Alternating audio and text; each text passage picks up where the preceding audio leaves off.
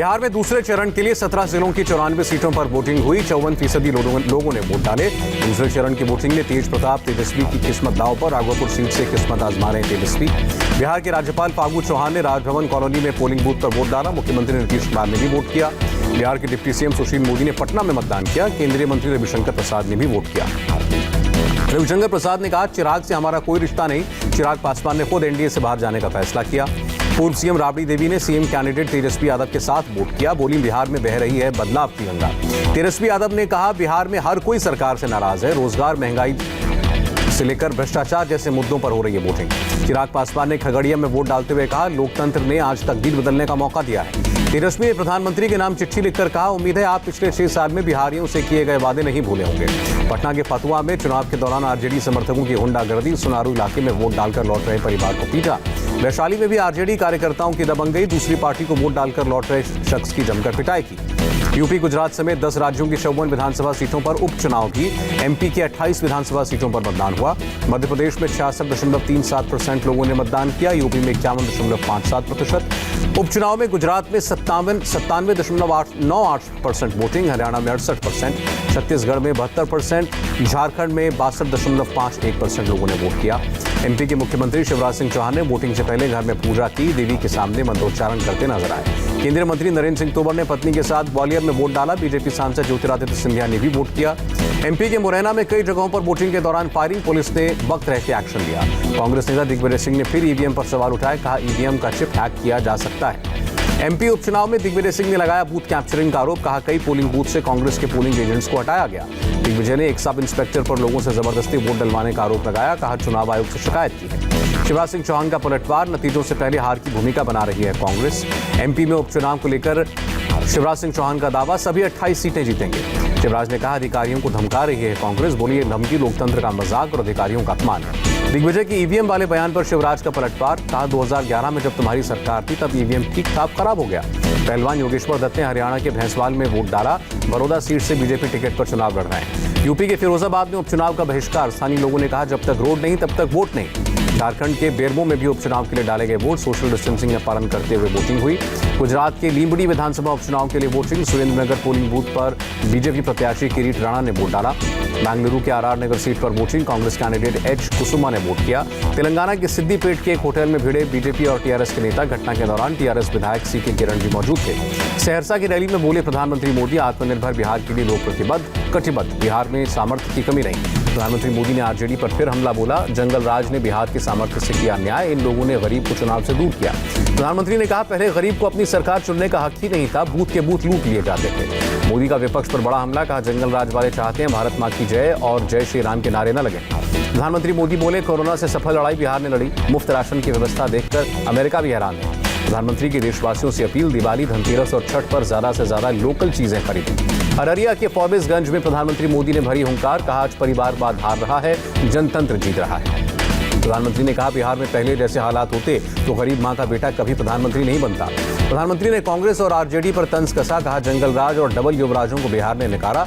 इनकी कथनी करनी में फर्क। प्रधानमंत्री मोदी ने कहा, रंगदारी रंगबाजी हार रही है, विकास जीत रहा है। जनता जानती है कौन कर सकता है विकास। प्रधानमंत्री का कांग्रेस पर वार। आज कांग्रेस के पास दोनों सदन मिलाकर 100 सांसद भी नहीं। कई राज्य ऐसे हैं जहां से कांग्रेस का एक भी सांसद नहीं। मधुबनी में मुख्यमंत्री नीतीश कुमार की सभा में हंगामा। हरलाखी के रैली के दौरान नीतीश कुमार पर फेंके गए प्याज। नीतीश की स्पीच पर हंगामे का ज्यादा असर नहीं हुआ। नीतीश ने कहा, फेंकने दो जितना फेंकना है। कटिहार में राहुल गांधी की रैली। राहुल ने कहा, जब प्रवासी सड़क से घर आ रहे थे उस वक्त प्रधानमंत्री मोदी और मुख्यमंत्री नीतीश कुमार ने कोई मदद नहीं की। केंद्रीय गृह राज्य मंत्री नित्यानंद राय का बयान। बिहार में प्रचंड बहुमत से दोबारा बनेगी एनडीए सरकार। बिहार में चुनाव के दौरान अब तक 65 करोड़ से ज्यादा रुपए जब्त हुए। उपचुनाव आयुक्त ने जानकारी दी। 5 नवंबर को virtual global investor round table की बैठक प्रधानमंत्री नरेंद्र मोदी अध्यक्षता करेंगे। कल नेपाल दौरे पर जाएंगे army chief general Naravane. Nepal के प्रधानमंत्री केपी शर्मा ओली से मुलाकात करेंगे।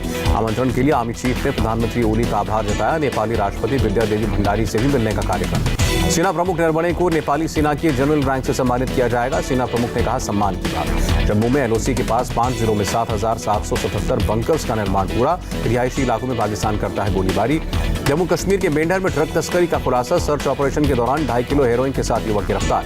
कश्मीरी युवाओं पर बोली पीडीपी प्रमुख महबूबा मुफ्ती। युवाओं के सुरक्षित भविष्य के लिए किसी भी हद तक जाने को तैयार। मुफ्ती बोली, पहले कश्मीरियों से चर्चा के बाद बनाए जाते थे कानून, लेकिन अब हम पर थोपे जा रहे हैं। भरतपुर में गुर्जर समुदाय के साथ सरकार के प्रतिनिधि ने की बैठक, समाधान निकालने का भरोसा दिया। आंदोलन को लीड कर रहे विजय बैंसला ने कहा, हमारी मांगे नई नहीं है, सरकार से हमने समझौता पूरा करने को कहा है। छत्तीसगढ़ में बीजापुर में पुलिस और नक्सलियों में एनकाउंटर ऑपरेशन में एक नक्सली मारा गया। मुख्यमंत्री अमरिंदर सिंह को राष्ट्रपति ने नहीं दिया मिलने का वक्त। केंद्रीय कृषि कानून पर चर्चा के लिए मिलना चाहते थे अमरिंदर सिंह, वक्त नहीं मिलने से कैप्टन नाराज। कल कांग्रेस विधायकों के साथ राजघाट पर धरना देंगे। दिल्ली में आज से शुरू हुआ पटाखों के खिलाफ अभियान, पटाखा दुकानों पर एसडीएम और पुलिस की नजर। गोपाल राय ने दिल्ली में पटाखा दुकानों का निरीक्षण किया। दिल्ली के पर्यावरण मंत्री ने कहा, केवल ग्रीन पटाखे ही बेचें। मथुरा के नंद बाबा मंदिर में नमाज पढ़ने वाले फैजल खान पर कार्रवाई, 14 दिन की न्यायिक हिरासत में भेजा गया।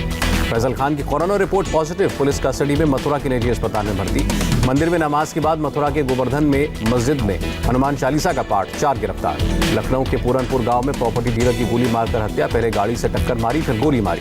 मृतक परिवार समेत गांव के लोगों में नाराजगी, आरोपी की गिरफ्तारी की मांग पर अड़े। मेरठ में कोचिंग संचालक की गोली मारकर हत्या, बदमाशों ने रास्ते में गोली मारी, लोगों ने सड़क जाम की। नॉर्थ 24 परगना में महिला से छेड़खानी के आरोप में टीएमसी नेता की पिटाई, महिलाओं ने अश्लील मैसेज भेजने का आरोप लगाया। केरल के वायनाड में पुलिस और माओवादियों के बीच मुठभेड़, एक माओवादी ढेर, 5 फरार। बद्रीनाथ मंदिर के दर्शनार्थियों की संख्या में बढ़ोतरी, अब तक करीब 1 लाख श्रद्धालुओं ने दर्शन किए।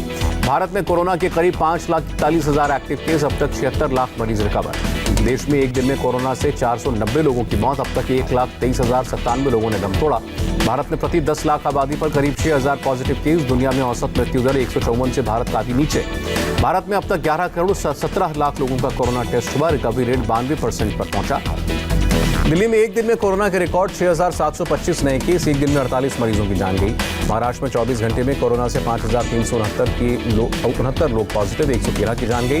राजस्थान में 16,385 एक्टिव मामले, अब तक 1,936 लोगों की मौत। गुजरात में 954 नए मामले आए, 6 मौतें, अब तक 3,734 कुल जाने गई। यूपी में एक दिन में 1,726 नए केस, 22,538 एक्टिव केस। केरल में 26 और लोगों की मौत। राज्य में 84,717 एक्टिव केस, 1,559 की मौत। आंध्र प्रदेश में 2,849 नए मामले, कोरोना के 21,672 एक्टिव मरीज। तेलंगाना में एक दिन में 1,536 मामले आए, 3 और लोगों की मौत। राष्ट्रपति चुनने के लिए अमेरिका में मतदान, रिपब्लिकन डोनाल्ड ट्रंप और डेमोक्रेट जो बाइडेन के बीच कड़ा मुकाबला। आतंक के खिलाफ फ्रांस का बड़ा एक्शन, माली में एयर स्ट्राइक करके अलकायदा के 50 आतंकी ढेर किए। ऑस्ट्रिया की राजधानी वियना में आतंकी हमला, हमलावरों ने यहूदियों के धर्मस्थल को निशाना बनाया, 7 लोगों की मौत हुई, 1 आतंकवादी भी मारा गया। वियना में 6 अलग अलग जगहों पर आतंकी हमला, 1 पुलिसकर्मी समेत 15 लोग जख्मी। ऑस्ट्रिया के चांसलर सेबेस्टियन कुर्ज ने इसे घृणित आतंकी हमला बताया। गृह मंत्रालय ने हमलावरों के खिलाफ कड़ी कार्रवाई का आदेश दिया। प्रधानमंत्री मोदी ने वियना में आतंकी हमले पर दुख जताया, ट्वीट करके कहा, इस दुखद घड़ी में भारत ऑस्ट्रिया के साथ खड़ा। ब्रिटेन के प्रधानमंत्री बोरिस जॉनसन ने भी हमले की कड़ी निंदा की, कहा वियना में भयानक आतंकी हमले से स्तब्ध। प्रधानमंत्री नरेंद्र मोदी ने काबुल यूनिवर्सिटी में आतंकी हमले की निंदा की, आतंक के खिलाफ अफगानिस्तान के संघर्ष को समर्थन दिया। समंदर में बढ़ी भारत की ताकत, नई शिप C452 को कमीशन किया गया, मेक इन इंडिया के तहत L&T ने बनाया। हिंद महासागर में मालाबार एक्सरसाइज, 6 नवंबर तक चलेगा फर्स्ट फेज एक्सरसाइज। मालाबार युद्धाभ्यास में 4 देशों की नौसेनाएं दिखा रही हैं अपना दमखम, भारत, अमेरिका, जापान और ऑस्ट्रेलियाई नेवीज के बीच एक्सरसाइज। पिछले साल के मुकाबले एक्सपोर्ट में 5.4% की कमी आई, भारत ने इस साल 2,482 करोड़ US$ का माल एक्सपोर्ट किया। अमेरिकी डॉलर के मुकाबले मजबूत हुआ रुपया, $1 की कीमत $74.40। सेंसेक्स में 503 अंकों की बढ़त, निफ्टी में भी 144 अंकों का उछाल। चेन्नई सुपर किंग्स के खिलाड़ी शेन वॉटसन ने आईपीएल को अलविदा कहा, इस बार प्लेऑफ्स में नहीं पहुंच पाई है चेन्नई। मुंबई पुलिस ने अभिनेत्री कंगना रनौत और उनकी बहन रंगोली को भेजा दूसरा नोटिस, 10 नवंबर को बांद्रा पुलिस स्टेशन में पेश होने को कहा। और महाराष्ट्र के गोंदिया से एक्टर विजय राज गिरफ्तार, एक महिला क्रू मेंबर के साथ छेड़खानी का आरोप। वियना में आतंकी हमला करने वाले कौन हैं?